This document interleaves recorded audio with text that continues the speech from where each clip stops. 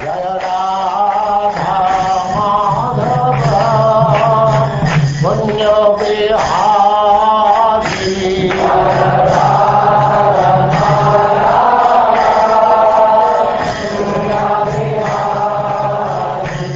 now, Chapter 22, the marriage of Kardama Muni and Devahuti.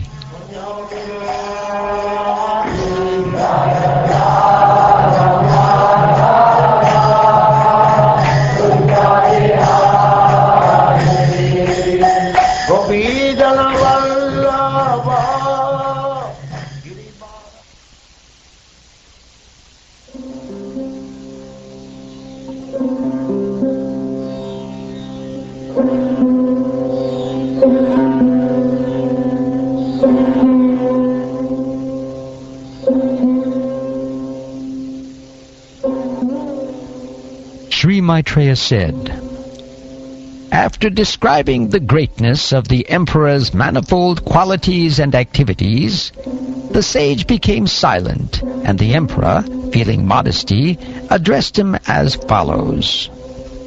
Manu replied, to expand himself in Vedic knowledge, Lord Brahma, the personified Veda, from his face created you, the Brahmins, who are full of austerity, knowledge, and mystic power, and are averse to sense gratification. For the protection of the Brahmins, the thousand-legged Supreme Being created us, the Kshatriyas, from his 1,000 arms. Hence the Brahmins are said to be his heart, and the Kshatriyas his arms. That is why the Brahmins and Kshatriyas protect each other, as well as themselves. And the Lord himself, who is both the cause and effect, and is yet immutable, protects them through each other.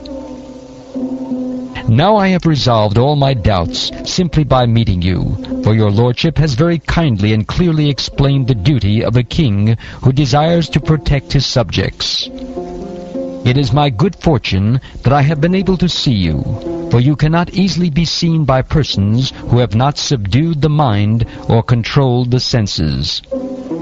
I am all the more fortunate to have touched with my head the blessed dust of your feet. I have fortunately been instructed by you, and thus great favor has been bestowed upon me. I thank God that I have listened with open ears to your pure words.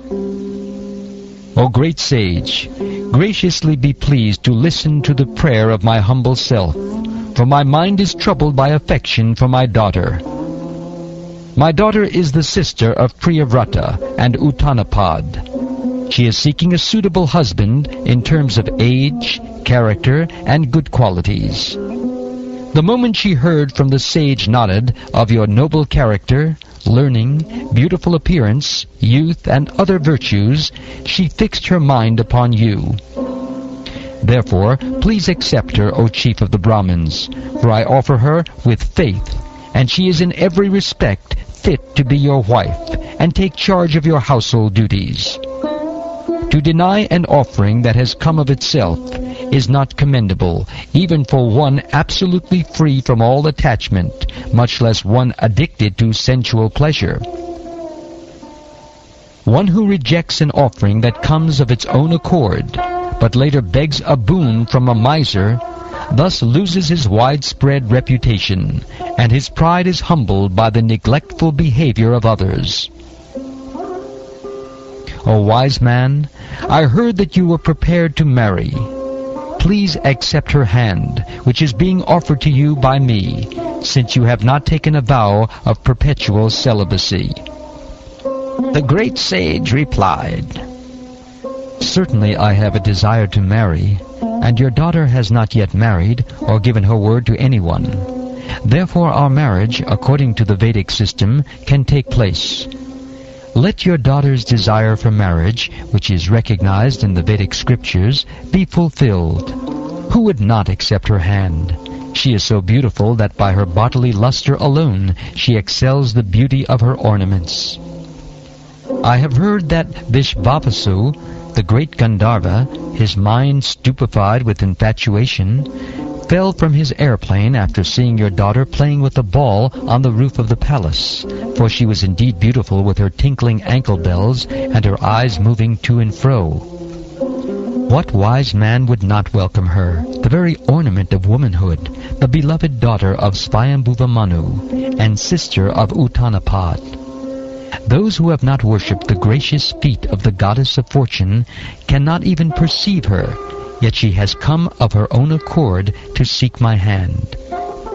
Therefore, I shall accept this chaste girl as my wife, on the condition that after she bears semen from my body, I shall accept the life of devotional service, accepted by the most perfect human beings.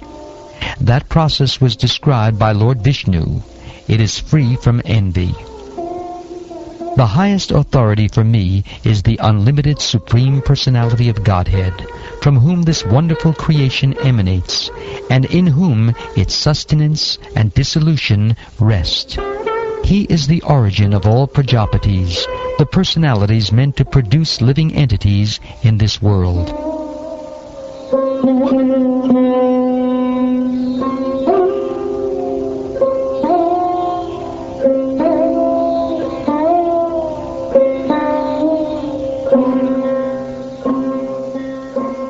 Sri Maitreya said, O great warrior Vidura, the sage Kardama said this much only, and then became silent, thinking of his worshipable Lord Vishnu, who has a lotus on his navel. As he silently smiled, his face captured the mind of Devahuti, who began to meditate upon the great sage. After having unmistakably known the decision of the queen, as well as that of Devahuti, the emperor most gladly gave his daughter to the sage, whose host of virtues was equaled by hers. Empress Shatarupa lovingly gave most valuable presents, suitable for the occasion, such as jewelry, clothes, and household articles, in dowry to the bride and bridegroom. Thus relieved of his responsibility by handing over his daughter to a suitable man, Swayambhuva Manu, his mind agitated by feelings of separation, embraced his affectionate daughter with both his arms. The emperor was unable to bear the separation of his daughter. Therefore, tears poured from his eyes again and again, drenching his daughter's head as he cried, "My dear mother, my dear daughter." After asking and obtaining the great sage's permission to leave, the monarch mounted his chariot with his wife and started for his capital, followed by his retinue. Along the way he saw the prosperity of the tranquil seers, beautiful hermitages on both the charming banks of the Sarasvati, the river so agreeable to saintly persons. Overjoyed to know of his arrival, his subjects came forth from Brahmarvata to greet their returning lord with songs, prayers, and musical instruments. The city of Barishmati, rich in all kinds of wealth, was so called because Lord Vishnu's hair dropped there from his body when he manifested himself as Lord Boar. As he shook his body, this very hair fell and turned into blades of evergreen kusha grass, and kasha, another kind of grass used for mats, by means of which the sages worshipped Lord Vishnu after defeating the demons who had interfered with the performance of their sacrifices.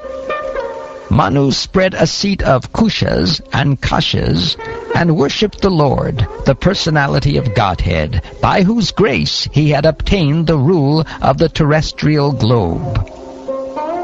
Having entered the city of Barishmati, in which he had previously lived, Manu entered his palace, which was filled with an atmosphere that eradicated the three miseries of material existence.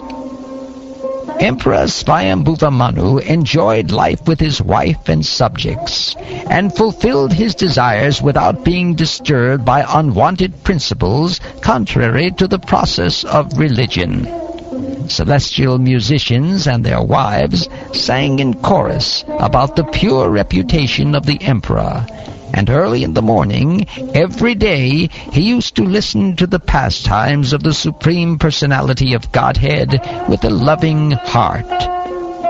Thus, Swayambhuva Manu was a saintly king. Although absorbed in material happiness, he was not dragged to the lowest grade of life, for he always enjoyed his material happiness in a Krishna-conscious atmosphere.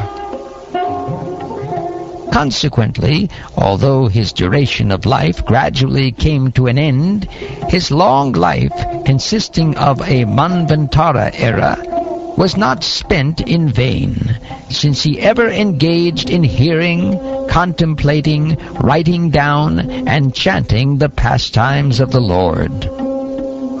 He passed his time, which lasted 71 cycles of the 4 ages, or 71 times 4,320,000 years, which equals 306,720,000 years, always thinking of Vasudeva, and always engaged in matters regarding Vasudeva.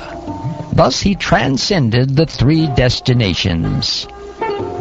Therefore, O Vidura, how can persons completely under the shelter of Lord Krishna in devotional service be put into miseries pertaining to the body, the mind, nature, and other men and living creatures? In reply to questions asked by certain sages, he, Swayambhuva Manu, out of compassion for all living entities, taught the diverse sacred duties of men in general, and the different varnas and ashrams. I have spoken to you of the wonderful character of Swayambhuva Manu, the original king, whose reputation is worthy of description. Please hear as I speak of the flourishing of his daughter, Devahuti.